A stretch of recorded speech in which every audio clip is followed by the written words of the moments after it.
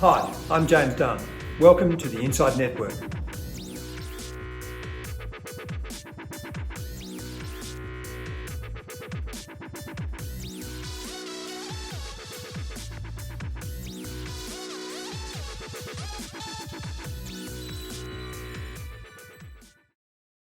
Welcome to INDepth, and my guest is Hank Bronts, Managing Director of integrated property firm Castlerock.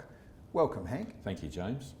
Hank, can you take us through exactly what Castlerock is and does? Okay, Castlerock is a property funds manager that invests in property leased to Commonwealth and state governments. You do your own developments too, though, don't you? We do, yes. We have an expert team in-house that can identify opportunities and a design and construction team that can deliver them for the trust. So what was the genesis of Castlerock? What's your background and how did the firm develop? I'm a qualified civil engineer. In my early years I undertook construction work and then decided that perhaps we should undertake development work to diversify our business, and we enjoyed doing that, so we moved away from our construction business and continued on with the property development work. And the decision to target the government as major tenant, what was behind that? I mean, it obviously makes sense. It was more by accident than anything, really. Really? Yes, there was a tender in the paper calling for expressions of interest from developers to provide a facility for the government. So this is a great way to undertake development work, not taking any risk, knowing that if we won the project that we would have a tenant at the end of it, and that's how we started. There's often a perception, Hank, with the government that they are not as rigorous in their spending controls as private businesses. Is that an element of dealing with the government that you've found? Oh no, I think they've got some very strong governance principles within government to ensure that they don't spend taxpayers' money when they shouldn't be spending it. So they're very rigorous about their spending style. And the properties that you work on with the government, where do you like them to be located? Throughout Australia, really. We have them in regional centres, in suburban areas, and in small communities in Northern Territory as well.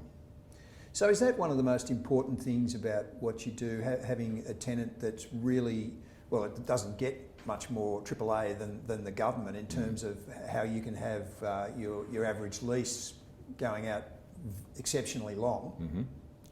Well, look, we're very interested in the income stream that comes from government because it's very reliable, and as long as we manage and maintain our buildings properly, that income stream can continue for a very long time.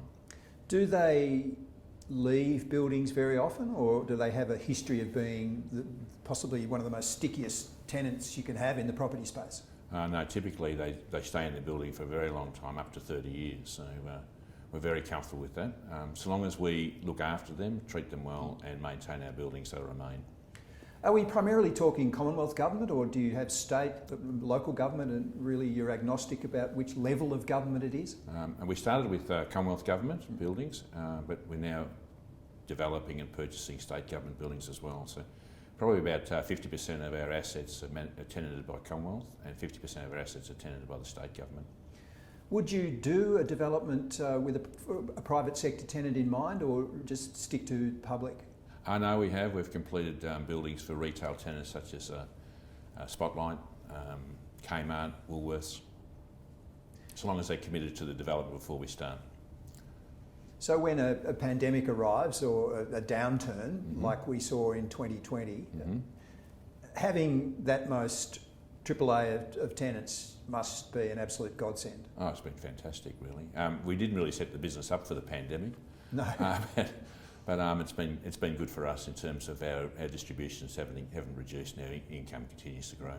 So the two funds, Auslink number 1 and Auslink number 2, who are the primary kinds of investor base? I think in the main, most of the people are sort of nearing retirement age and are using their superannuation funds to invest to receive this constant distribution for their lifestyle. So we're talking self-managed super funds? Yes, that's right.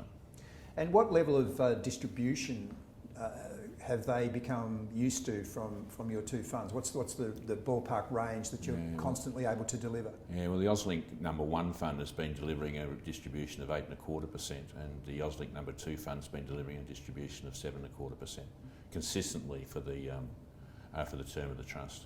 How often with a tenant like Government are you able to have a rental review and increase the rent? Oh, the rent can increase regularly during the first lease term, and then it will be subject to a market rent review at the end of each lease term.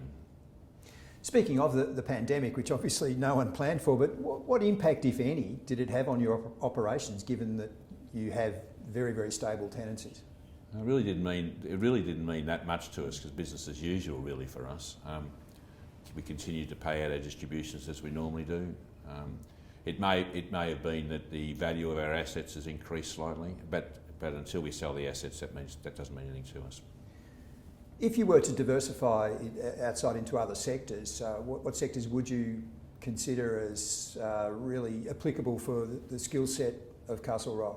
I did ask somebody that once, a strategic guy, to help me to diversify, and he said, "How big is the government property sector?" And I said, "Probably 20 or 30 billion. He said, "Well, you've got plenty of room to grow in that." He said, "Why would you move away from that?" So I've agreed with that. So that's really where we're concentrating our efforts.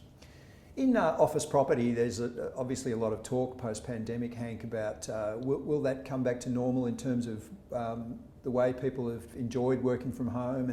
And it is probably different in the sense of a public sector tenant to the way a private sector tenant might approach that. But what do you see as the long-term effects on the office sector of the experiences people have had in 2020? Yeah, I think there's an opportunity now that managers have learned to manage people working from home. So I think there'll be a bit of, when we all go back to the office, I think there'll be a bit of flexibility available to staff to work from, say, 1 day a week from home or 2 days a week from home. But I still think in the long term, the best place for people to work is in an office, because we can talk around the water cooler, discuss the football games, collaborate amongst each other about how the business is travelling, the things that we need to do. One of the standout features of both funds is how you've consistently delivered to unit holders a steadily increasing distribution rate. So is that the key factor in investor loyalty, particularly in this area of low to no interest rates? Yeah, absolutely. I mean, you put your money in the bank at 0.5% or 1%, but you can put your money in government and receive a return of 7%. So it seems obvious that people should invest in these properties. And in your SMSF and retiree kind of investor base, are they primarily interested in property because Australians obviously have that deep understanding of it, or do you find that they're quite diversified in the areas from which they seek to generate income? Yeah, I'm not really sure what their asset base is, but most people, I think, would like to have some property in their portfolio, whether it's direct property or through the funds that we have. The listed markets have really evolved a lot of exposures to property for people, but obviously you would think that unlisted very much has its place. It's a completely different kind of exposure. So do you think that listedness of listed property investments really detracts from the property aspects of the investment? It's more a share market play, really, for a lot of people. They can come in and out of the listed funds quite easily. The unlisted funds are more a long-term play, where when the people invest in the property, they're in there for maybe 5 years or 10 years before they come out. So they really gain the advantage of the increase in the property values as well over that time. In that sense, do you offer liquidity, or is it a situation where you say to your investors, this should be an unlisted exposure? No, we offer liquidity every year to our investors. It's not a large number, but most of our investors don't seek liquidity. So with the investor base, does that grow with funds under management, or do the two grow hand in hand, or do you have to put marketing efforts into increasing the investor base? Yes, obviously as we grow we'll need to identify additional investors to invest in our funds, and so we're constantly on the lookout for people that are interested in investing in property in this manner. So what distribution channels does Castlerock use? Typically we work through accounting firms and financial planners. So properties place in a retiree portfolio has traditionally been very, very strong. Do you see that increasing or decreasing? I think it'll remain the same. I think those people that are very interested in property, as they always, especially if they bought a house, they understand property and they will continue to invest in property. And do you think being able to display to investors that secure and increasing income, and I suppose to ask that question in a different way, to stress to the investors that this is government and the tenancy is different to a private sector tenancy, is that still the main attraction? Yes, government's very stable, and we can show people how long they remain in their buildings, so that gives them a lot of confidence about investing in our funds. Finally, Hank, what are your thoughts on 2021 as we put this tumultuous year behind us? I'm looking forward to 2021 and being able to travel again, go overseas, look around. But in the property sector, I think it'll continue as normal. Property's still strong, where you've got strong tenants that are paying rent, and I think it'll continue through 2020, especially in this low interest rate environment.